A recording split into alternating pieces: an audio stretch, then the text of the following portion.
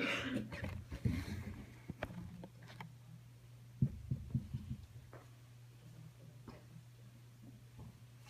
right. Good evening, ladies and gentlemen. Before I get started, there are a few things that I want to discuss. It's going to be about 30 to 40 minutes long, closer to 40 minutes if I run over. The main topic of today is going to be money, as well as a few other minor topics. But first and foremost, I'm here to tell you the truth. Not to make anyone happy, not to make any friends, but you're already my friends. So I hope that nothing I say offends you. I am more than likely going to tell you things that maybe you don't want to hear, but things that you need to hear simply because that's how it is. End of story. So if you do feel offended, well, there's the door. But I don't think I'll be offending anyone too bad here. If any of you are wondering why I'm doing this, it's because I feel an obligation to wake people up with all the information I've had the privilege of finding and absorbing over the last 6 years. People are in a total, what I would call, sleep or zombie mode. And it's really time to wake up and take control of your lives. We are in a perpetual cycle of going through the same motions every day. We wake up, have our morning cup of coffee, breakfast, whatever it is, go to work, come home from work, go to sleep. It's the same thing over and over again. It's time for a little bit of change. Also, I've known a lot of this information for a long time, so I'm not doing this lecture for my own health or for my own benefit or the fun of it. There are other things I could be doing, but I feel that it's important to get this out to other people. Because if I'm not, then I can't really complain about the problem because I wouldn't be doing anything about it. Now I'm curious. I'm going to have a few of you raise your hands. How many of you think that things in our society are totally acceptable? 100%. Raise your hands. What about 50% acceptable?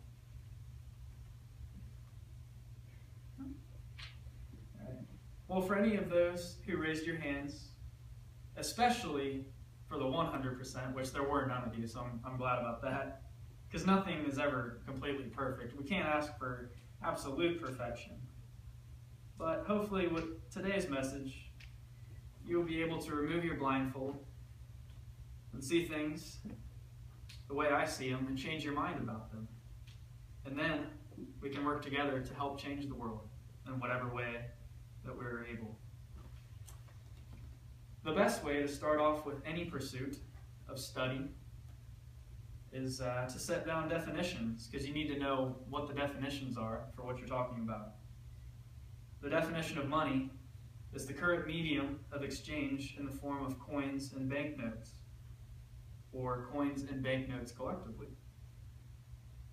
And value is also very important when you're talking about money, because that's why we exchange money. Because if you value something, obviously you value the money you're giving up, the paper, less than what you value the item. So you're willing to give something to get something better.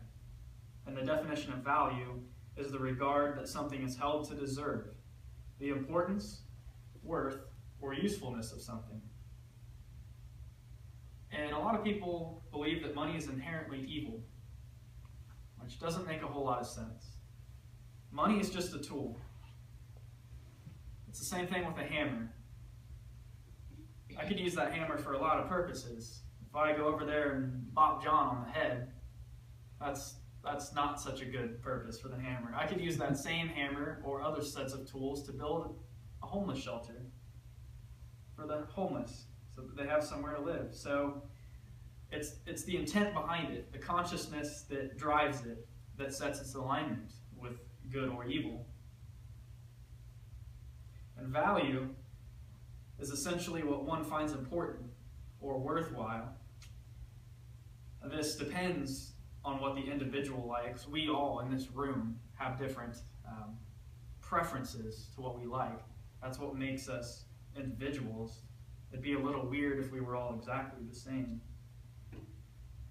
But what happens when in a society morals start to become real questionable among the majority of the people? What happens when mediocrity becomes virtuous in a sense? When people start worshiping the not so good? You have a lot of depriving and in my opinion, very just unmoralistic things in our life. You have just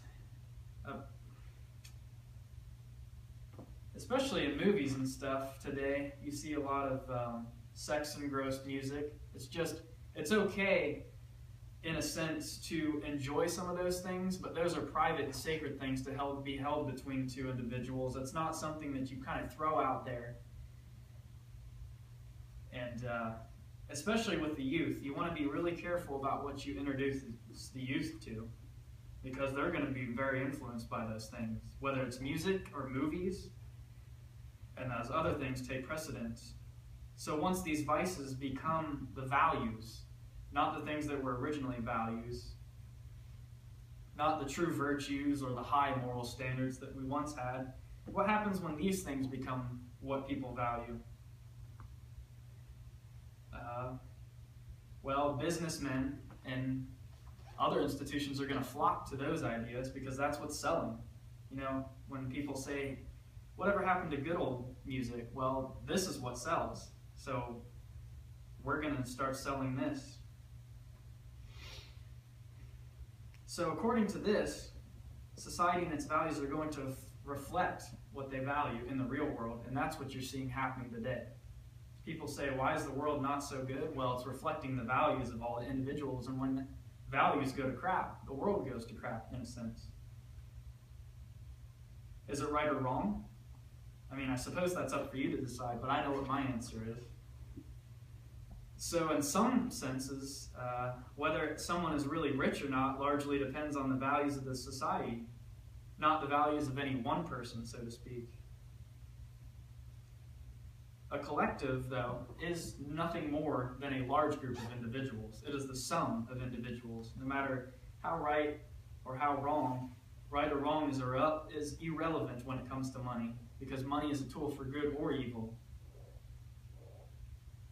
And as I get older, I get less concerned with money because I've learned that it's all really just fake money. It's not real.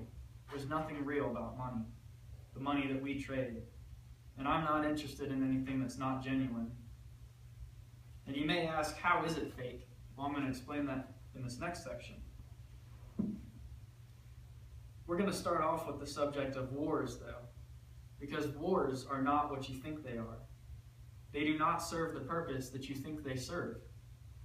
They are orchestrated behind the scenes by a few individuals who know how to control the masses. I would call these puppet masters. Now, there are a lot of people who have served in the armed forces. I have a lot of friends who have served in the armed forces, and I thank them because that means that I don't have to go over there and do that. I get to live a free life over here. But at the same time, they are being used to serve the agendas of a hidden organization that works behind the government, and I will prove that to you in just a few minutes by quotes by presidents. Quotes that have been said by presidents of the United States. So you have these few individuals who know how to control the masses, and metaphorically, this would be like a shepherd guiding his flock of sheep. But in the world today, we don't even need sheepdogs anymore.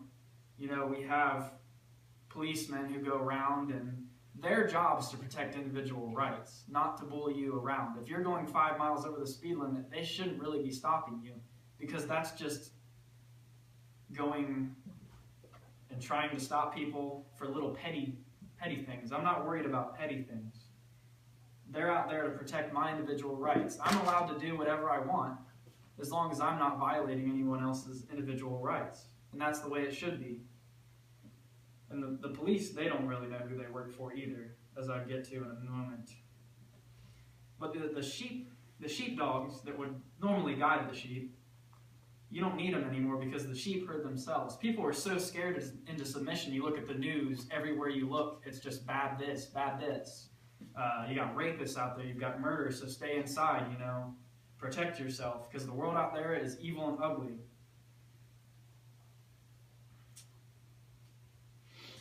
But even so, even that we don't need these sheepdogs, the shepherd still exists. It doesn't just go away. And how this system of power works, I'm kind of glad I have a little board back here. I'll just draw you a simple, I'm not a very good artist, but no, that's kind of a crappy pen, but you got a triangle. Triangle is a basic symbol of power and influence. As you can notice, the bottom, which is the longest line, this is the masses. And like any building or any other structure, you have to have a good foundation. So normally, towards the top, it's going to be a lot smaller. Towards the bottom, you have the majority of the people who have no idea what's going on. They're just serving the agendas of those who work above them. Maybe in this area, you have local workers like policemen, firefighters, not necessarily bad people. They're just working for those above them. On the next level or so, you've got governors, you have presidents.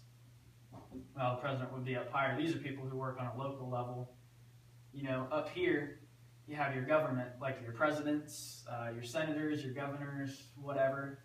And then there's always somebody at the very top, or close to the top, who controls them, but you never really know who they are. And then at the top, there's always going to be, it's the smallest at the top, because there's the fewest amount of people at the top, and they control everything at the bottom. Everything is interconnected, whether you think it is or not. And that's just a very simple example.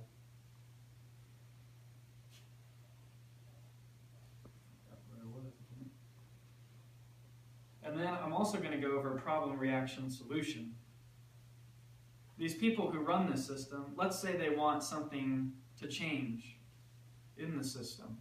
They want more security. They want to centralize power. So maybe they do something to create the problem in the first place. They say, you know what, we're going to strap a bomb to this person. This is theoretical, but I believe that it has happened. We're going to strap a bomb to this guy. We're going to set him in on a train, in a car, whatever. It blows up. The reaction is people go haywire. We can't let this happen again. This is terrible. How could this happen? And then the very people who created the problem in the first place, which is the people who are controlling that triangle behind me, they come in and solve the problem. They don't really solve it because they created it in the first place, and they say, you know what, we're going to set down more rules and regulations so that this doesn't happen again. So they've accomplished what they set out to do, which was to get more control over you and your lives. And if you don't believe what I'm saying, here's a few quotes from names you will most likely recognize. Behind the stated or appearing to be true, but not necessarily so, government sits enthroned an invisible government, owing no allegiance and acknowledging no responsibility to the people. That was Theodore Roosevelt, 26th U.S. President. Another quote, the real truth of the matter is that a financial element in the large centers has owned the government since the days of Andrew Jackson. That was a quote by Franklin D. Roosevelt, the 32nd President of the U.S.